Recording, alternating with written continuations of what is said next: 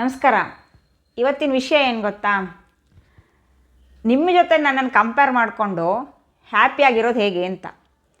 ವಿಷಯ ಏನಂದರೆ, ನಾವು ಪದೇ ಪದೇ ಟ್ರಾನ್ಸ್ಫರ್ ಆಗುವಂಥ ಜನ. ಇವಾಗ ಬೇರೆ ಊರಿಗೆ ಬಂದಿದ್ದೀವಿ, ಮನೆ ತುಂಬ ಬಾಕ್ಸ್ಗಳೇ ಕಾಣ್ತಾ ಇದೆ. ಎಲ್ಲಿ ಹೇಗೆ ಕೂತ್ಕೊಂಡು ಹೇಗೆ ಮಾತಾಡಬೇಕು ಅಂತ ಇವತ್ತು ಯೋಚನೆ ಮಾಡೋದಕ್ಕೇ ಟೈಮ್ ಆಗೋಯ್ತು. ಹೋಗಲಿ ಬಿಡಿ.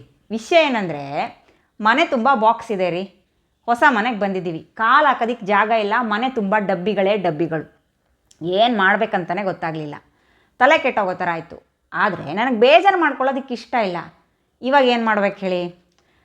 ವಿಷಯ ಏನಪ್ಪ, ಜನ ಇದ್ದಾರಲ್ಲ, ಅವರು ಹ್ಯಾಪಿ ಆಗೋದಕ್ಕೆ, ಬೇಜಾರು ಮಾಡ್ಕೊಳ್ಳೋದಕ್ಕೆಲ್ಲ ಒಂದೇ ಒಂದು ಕಾರಣ ಇರುತ್ತೆ. ನಮ್ಮನ್ನು ನಾವು ಬೇರೆಯವ್ರ ಜೊತೆ ಕಂಪೇರ್ ಮಾಡ್ಕೊಳ್ಳೋದು. ನಾನು ಅದೇ ಕೆಲಸ ಮಾಡಿದೆ. ನನ್ನನ್ನು ನಿಮ್ಮ ಜೊತೆ ಕಂಪೇರ್ ಮಾಡಿಕೊಂಡೆ. ಇವಾಗ ನೋಡಿ, ನೀವು ಕಂಫರ್ಟಬಲಾಗಿ ಮನೆಯಲ್ಲಿ ಕೂತ್ಕೊಂಡಿದ್ದೀರಾ, ಅದೇ ಮನೆಯಲ್ಲಿ ಎಷ್ಟೋ ವರ್ಷಗಳಿಂದ ಅಲ್ವಾ? ನಾನು ಹಂಗಲ್ಲ. ಹೊಸ ಮನೆಗೆ ಬಂದಿದ್ದೀವಿ, ಏನಂದರೆ ಏನು ಐಟಮ್ ಸಿಗ್ತಾಯಿಲ್ಲ. ಉಳಿದಿದ್ದು ಬಿಟ್ಬಿಡ್ರಿ, ಸ್ವಿಚ್ ಆನ್ ಮಾಡೋಣ ಅಂತ ಹೋದರೆ ಫ್ಯಾನ್ ಯಾವುದು, ಲೈಟ್ ಯಾವುದು, ಏನೂ ಗೊತ್ತಾಗ್ತಾ ಇಲ್ಲ. ಕನ್ಫ್ಯೂಷನ್ನು. ಆದರೂ ನನಗೆ ಬೇಜಾರು ಮಾಡ್ಕೊಳ್ಳೋದಕ್ಕೆ ಇಷ್ಟ ಇಲ್ಲ.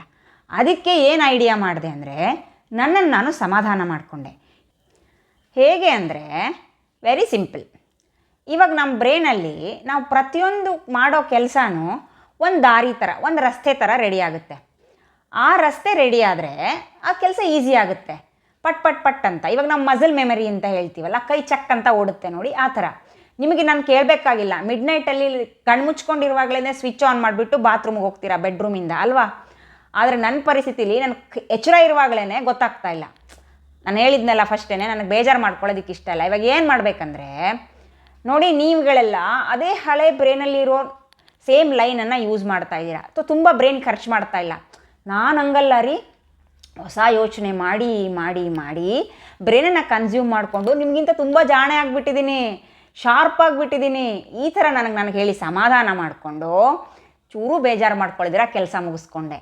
ಯಾವಾಗಲೂ ನಮ್ಮ ಹ್ಯಾಪಿನೆಸ್ ಹೇಗಿರುತ್ತೆ ನಿಮ್ಗೆ ಹೇಳಿದ್ನಲ್ಲ, ಪಕ್ಕದ ಮನೆಯವ್ರ ಹತ್ರ ಎಷ್ಟು ಬಂಗಾರ ಇದೆ, ನನ್ನ ಹತ್ರ ಎಷ್ಟು ಬಂಗಾರ ಇದೆ, ಅವ್ರ ಹತ್ರ ಇರೋ ಕಾರಿಗೆ ಎಷ್ಟು ದುಡ್ಡು, ನನ್ನ ಹತ್ರ ಇರೋ ಕಾರ್ಗೆ ಎಷ್ಟು, ಅವ್ರ ಹತ್ರ ಇರೋ 2 BHK, ನನ್ನ ಹತ್ರ ಇರೋ 3 BHK. ಈ ಥರ ತಾನೇ ನಾವು ಹ್ಯಾಪಿನೆಸ್ ಅಳೆಯೋದು ಯಾವಾಗ್ಲೂ.